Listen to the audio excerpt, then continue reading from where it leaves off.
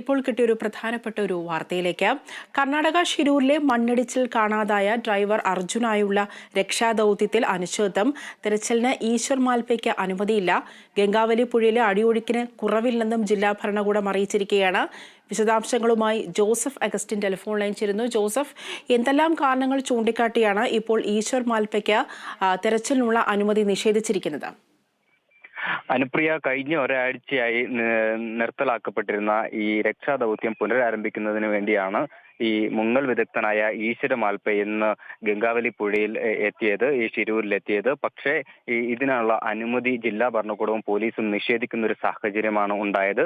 ഈ പുഴയിൽ അടിയൊഴുക്ക് കുറഞ്ഞിട്ടില്ല എന്നാണ് അവർ പ്രധാനമായും ചൂണ്ടിക്കാണിക്കുന്നത്. അതുകൊണ്ട് തന്നെ ഇത്തരത്തിൽ രക്ഷാദൌത്യം നടത്താൻ പറ്റുന്ന ഒരു സാഹചര്യം നിലവിലില്ല എന്നാണ് ഈ ജില്ലാ ഭരണകൂടം വ്യക്തമാക്കിയിട്ടുള്ളത്. ഇന്ന് രാവിലെയാണ് ഈശ്വർ മാൽപെ ദൗത്യം പുനരാരംഭിക്കുന്നതിന് വേണ്ടി സന്നദ്ധനായി ഈ ഗംഗാവാലി പുഴ തീരത്തെത്തിയത്.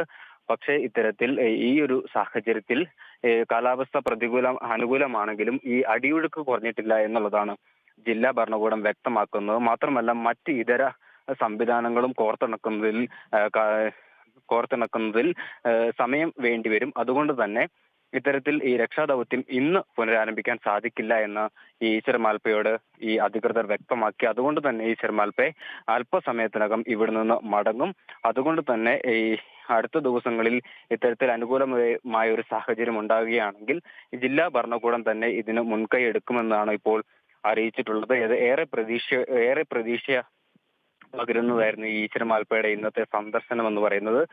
ഇത്തരത്തിൽ ഈ വേലിയിറക്ക സമയത്ത് പുഴയിലെ അടിയൊഴുക്ക് ഗണ്യമായി കുറയുകയും ശക്തമായ സൂചന ലഭിച്ചിട്ടുള്ള ഇടത്ത് പരിശോധന നടത്തിയാൽ ലോറി കണ്ടെത്താനാകും എന്നുള്ള ഒരു ദൃഢനിശ്ചയത്തിന്റെ പുറത്ത് ഒരു വിലയിരുത്തലിന്റെ പുറത്താണ് ഇത്തരത്തിൽ ഈശ്വർ മാൽപ്പെ വീണ്ടും ദൗത്യ സംഘത്തിന്റെ ഭാഗമായി ദൗത്യം ഏറ്റെടുക്കാൻ തയ്യാറായി വീണ്ടും വന്നത്. പക്ഷേ നിരാശാജനകമായ ഒരു പ്രതികരണമാണ് ജില്ലാ ഭരണകൂടത്തിന്റെ ഭാഗത്തുണ്ടായത്.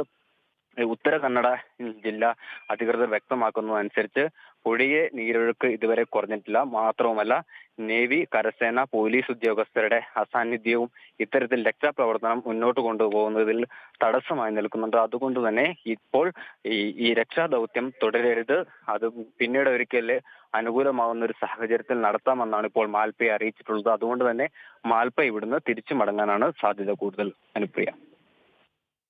ശരി ജോസഫ്.